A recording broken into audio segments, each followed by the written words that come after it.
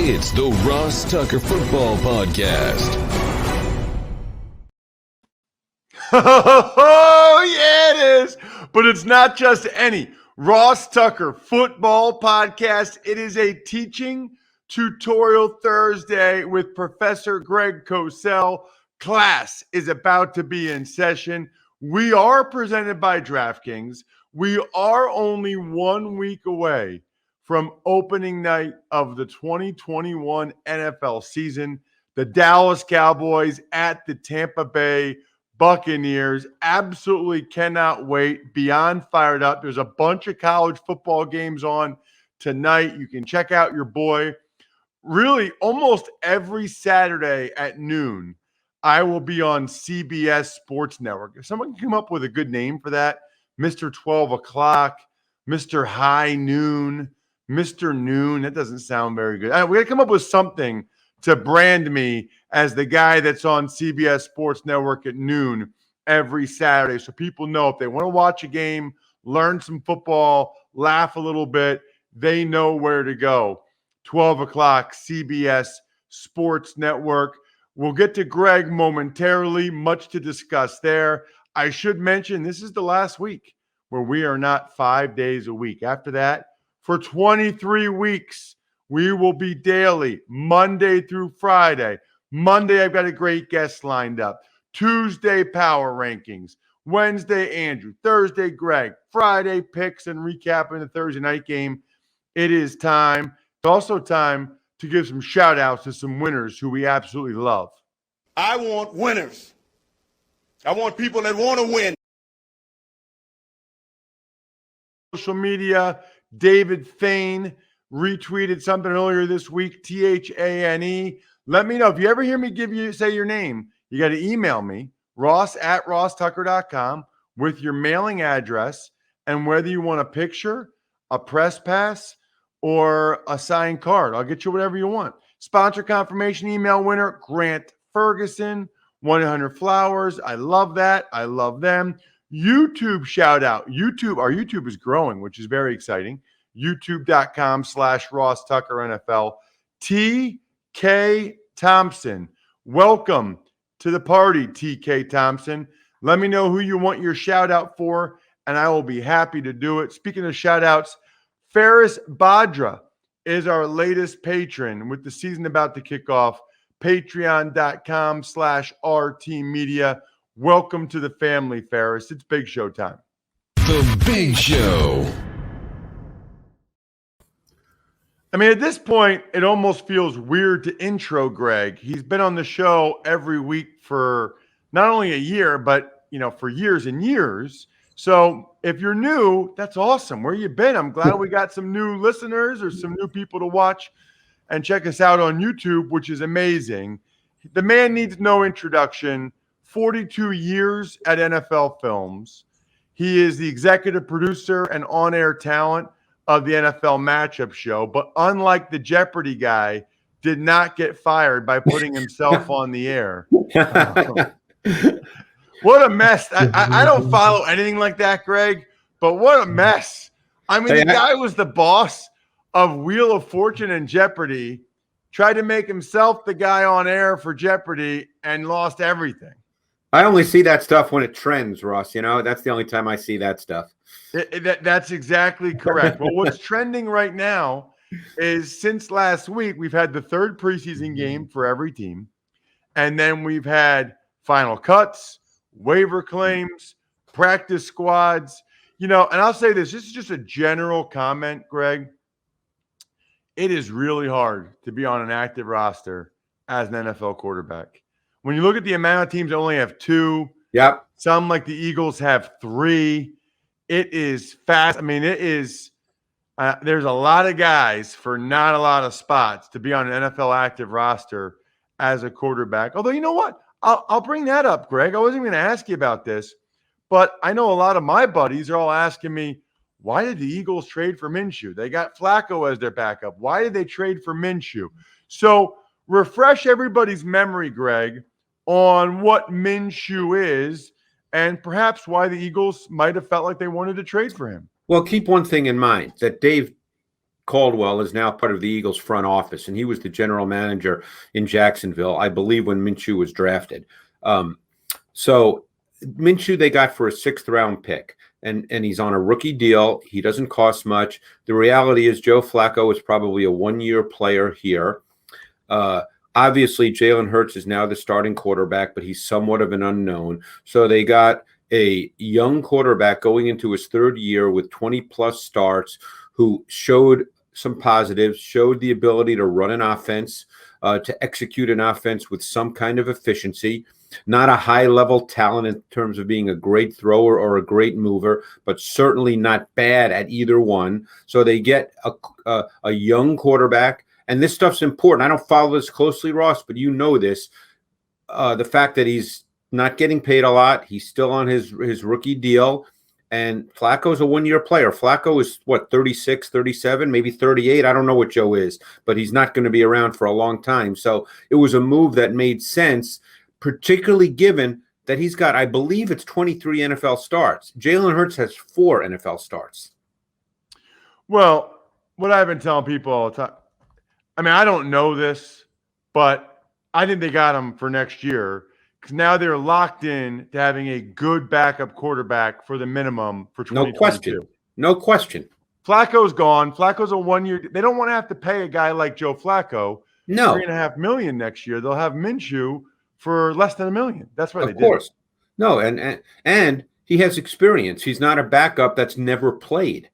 You know, he's played. I'm almost certain it's 23 starts, so he's played. Well, and I'd like to see what he could do at some point somewhere other than Jacksonville, number one. And then number two, you know, with COVID and everything, it's not a bad year to make sure you have 3 guys ready to go. I mean, you're 100% you never know. Right. That's a very interesting point. It's just the reality. I mean, think about how many quarterbacks, you know, Cousins and Tannehill and Wentz have already had to go on the COVID list. And if that happens and they miss a game, then you got to bring up a guy from the practice squad to be your back. I mean, it's just, I think the Eagles are thinking ahead a little bit here. It's a good move. It's a very good move. All right. Was it a good move, Greg, for the Patriots to go with Mac Jones as their starter and cut Cam Newton? Well, let's look at it this way. You know, I'm on to talk X and O football. What is Mac Jones and what is Cam Newton? Mac Jones' game can be defined: timing, rhythm, decisiveness, precise ball placement. That's Mac Jones' game. That has been the MO of Josh McDaniels and that Patriot pass game for years. Cam Newton, even at his absolute best, and he's not that player anymore, but even at his absolute best, his game was not built on those 4 traits. And those 4 traits are essential to what the Patriots want to do in the pass game. So if you look at it purely from an X and O standpoint, not from an experience standpoint, we know that Mac Jones is a rookie. And next week we can talk further about the week 1 matchup, because it's a very, very difficult matchup against a very multiple and difficult to play against Miami Dolphin defense. We'll get into that next week, Ross. But if you just look at the traits that they value in a passer and a passing game, Mac Jones has those traits. Cam Newton does not.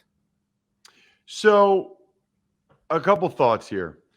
Number one, do you think, and this is pure speculation, Greg, obviously, and there could be a bunch of reasons, but given what you said, do you think that the Patriots cut Cam in part because it's like, we're going to design the game plan and the offense around Mac Jones' skills?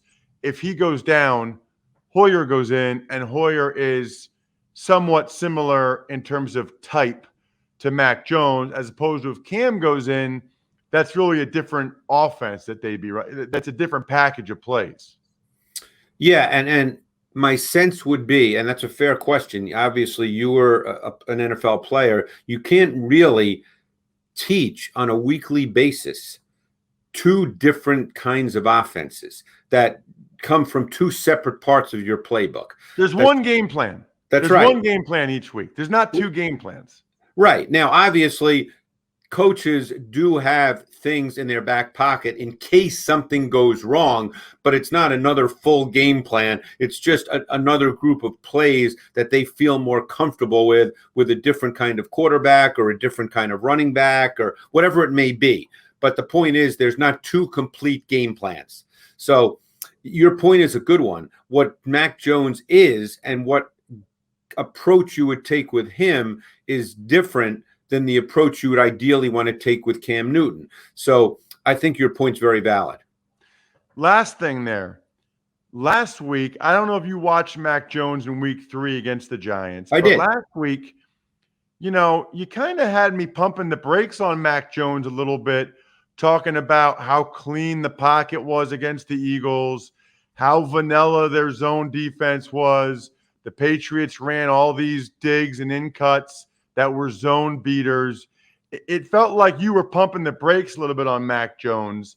Is that fair to say? And what did you see in week 3 against the Giants?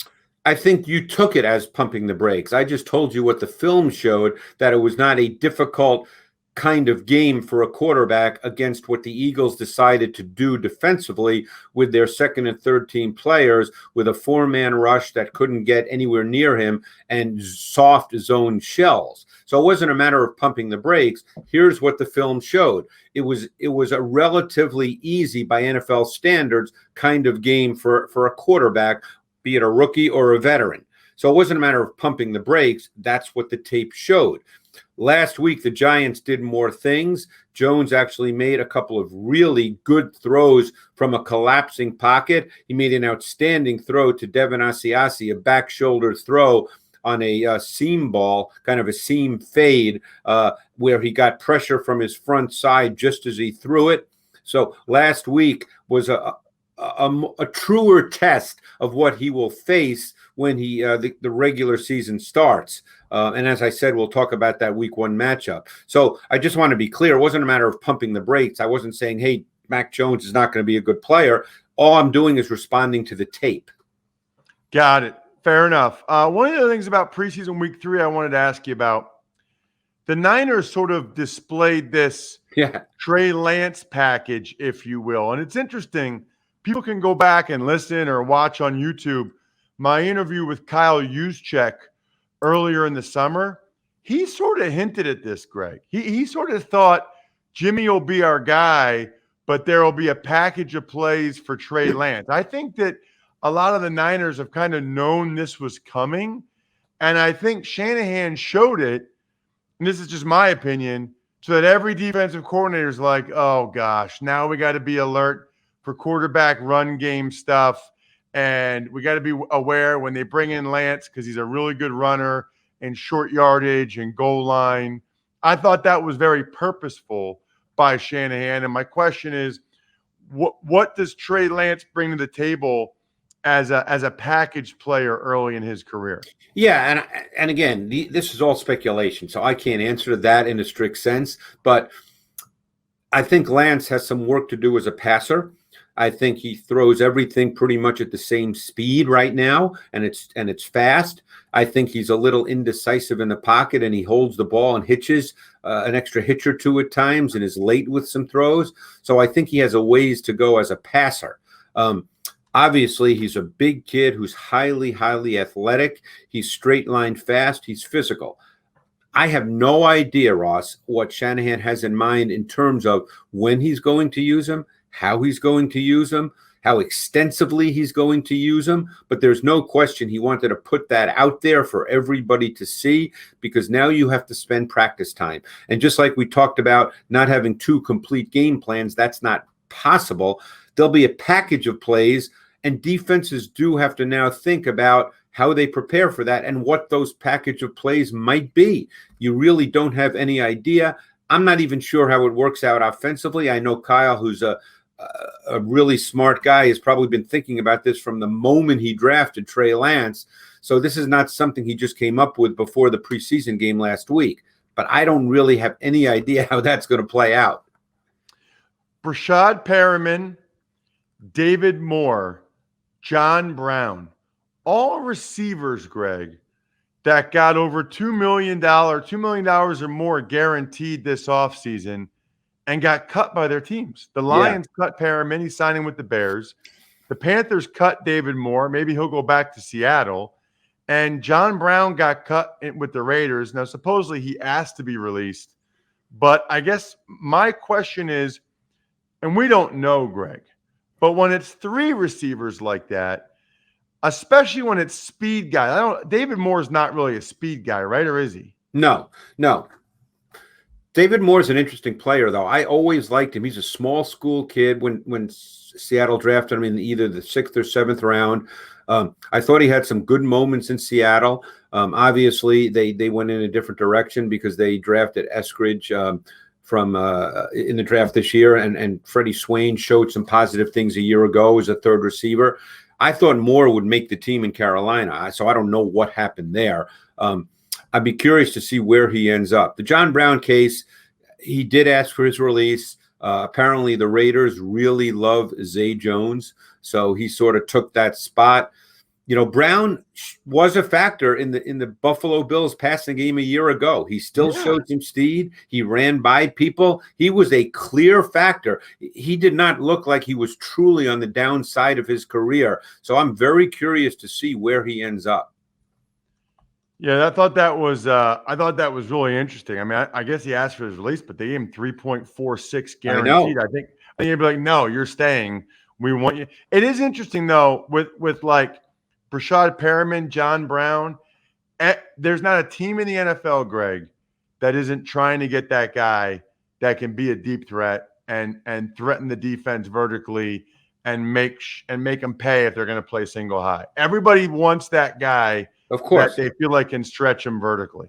Yeah, and that's why I think Brown will sign somewhere. Perriman's another interesting story because I liked him coming out of college, and he has shown flashes in the NFL. And again, because you and I don't know Brashad Perriman, and we don't know what his daily work habits are, we don't know all the other things besides just the physical traits, which are pretty good.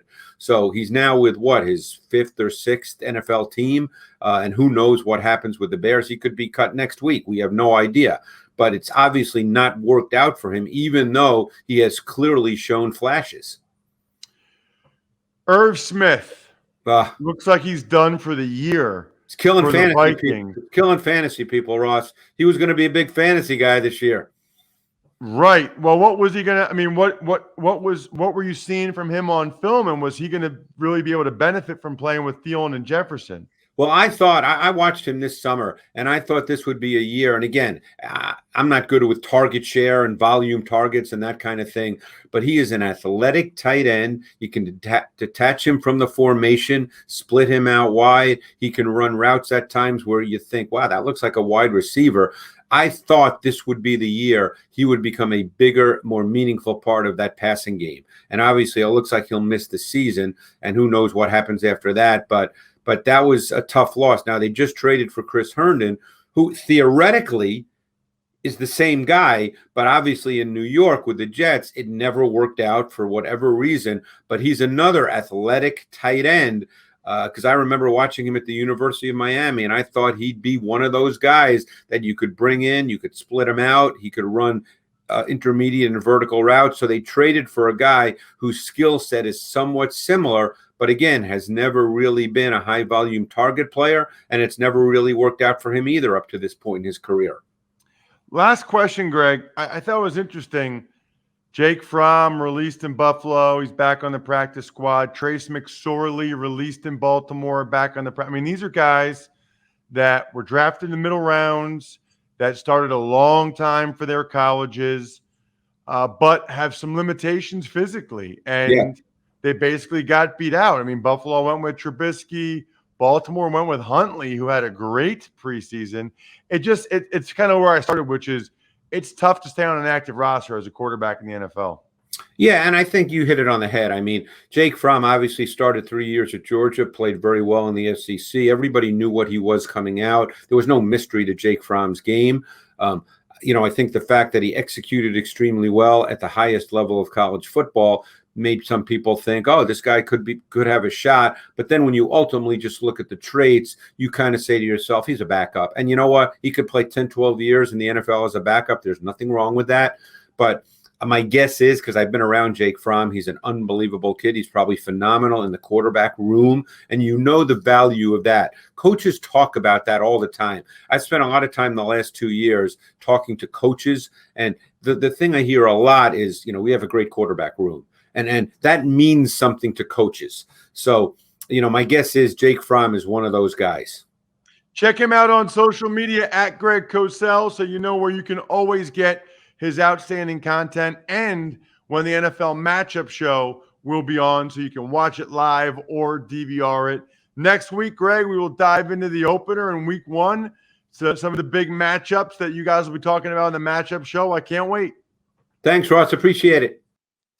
Appreciate you and appreciate PicksWise. It's the #1 home of free sports betting picks, props, and parlays, helmed by a team of trend-watching, data-devouring sports fanatics, giving you the who, how, and why behind every prediction for every game, every day, and every sport, all for free. Visit PicksWise.com to make your next bet better. PicksWise backs responsible gambling. If you or someone you know wants help, call 1-800-GAMBLER. Tuck's Takes. All right, Ross, a lot of moves since yesterday with waiver claims, guys going on IR, practice squad signings. But let's start with the Chiefs putting Tyrann Mathieu on the COVID-19 list and the Saints announcing that their first game is going to be in Jacksonville. So for Tyrann Mathieu, I guess it depends on whether or not he's vaccinated. If he's vaccinated, he can test out of it earlier. If he's not vaccinated, he's out at least 10 days, which I think means it'd be tight for him to play in the opener. Now we're at the point now where if guys go on the list, it starts to be tight for whether or not they can play in the opener, which is something to keep in mind. As for the Saints playing in Jacksonville, evidently, I think I saw something, Bri, where they could have played in Miami, Tampa, or Jacksonville. And they literally looked up like Aaron Rodgers' passer rating in opposing stadiums. And then they tried to figure out which stadium would it be the hardest and most expensive for Packers fans to get to. And they landed on Jacksonville because they're trying not to have, I think they know they won't have a home field advantage. They're trying not to have a home field disadvantage. Pretty crazy. And I guess you'll be there, right, Bri? Yes, I will be there week 1. I changed all my travel plans yesterday. Wow. Man, we're already that's not COVID. That's weather and Mother Nature, I guess. Tuck's Takes. Some other moves that stood out to you include the Panthers claiming guard Michael Jordan, the Cowboys claiming quarterback Will Greer, and the Bears signing Brashad Perryman, who we just spoke about. Right. Well, we hit on Perriman. As for Will Greer, not many quarterbacks got claimed. I mean, he's like the only one. So the Cowboys could have claimed any of these other guys, the Fromms, the McSorleys, any of these guys. They wanted Will Greer. So they obviously saw some things in him that they liked. So he and Cooper Rush are the backups for now. I think DiNucci is on the practice squad. And Michael Jordan, everybody's made the joke about 6'6" guard going back to Carolina, and Michael Jordan. He's got a bunch of playing time under his belt. And I think the Panthers could use a guy like that as a starting guard or at least as a backup guard behind the other guys they've got. Tuck's Takes. On the injury front, Steelers put tackle Zach Banner and defensive end Stephon Tuitt on IR, and the Vikings announced tight end Irv Smith likely out for the year following meniscus surgery. So Greg and I obviously talked about that. It's a huge loss for the Vikings because you got the two guys on the outside. You've got Dalvin Cook. Irv Smith was going to get some very favorable matchups. We talked about this yesterday on the Fantasy Feast podcast. He was going to get some very favorable matchups in the middle of the field. And now that's over. So it's going to be a Tyler Conklin, Chris Herndon combo. Those guys are not what Irv Smith is. I think we'll see more and more teams, Bri, today, tomorrow, over the weekend, putting guys on IR because it's short-term IR. They can bring them back after 3 weeks. It's unlimited.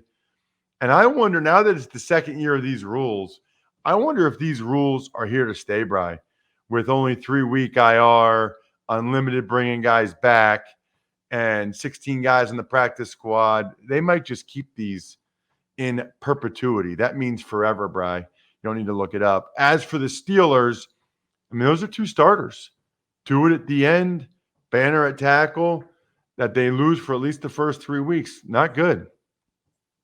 Tuck's Takes. All right, finally, 2 other signings that caught your attention. Panthers signing former Jets quarterback James Morgan to the practice squad, and the NFL Network hiring Rachel Bonnetta for sports betting content. We don't talk media often, but yeah, I mean, Rachel Bonnetta for sports betting content, the NFL Network hiring someone for betting, it's smart. It's what they should do. It's still just a little stunning.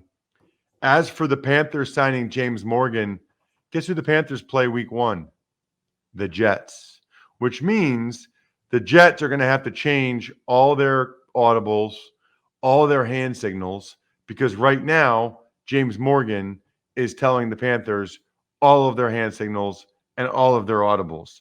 So pain in the butt for the Jets, who have to change all of that immediately. Now, they might have anyway, but now they definitely have to because their week 1 opponent knows it very well, with James Morgan having been there all through camp. What I know very well, okay, is that DraftKings is absolutely amazing. And what you need to do is use promo code Ross to get your free $200 in free bets instantly for a limited time only at DraftKings Sportsbook, an official sports betting partner of the NFL.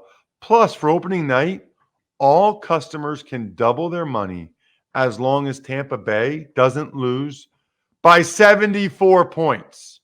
I'm telling you right now, they're not going to lose by 74 points. So use the promo code Ross on the DraftKings Sportsbook app and go ahead and get both of those incredible offers. Let's get to an email, Brian.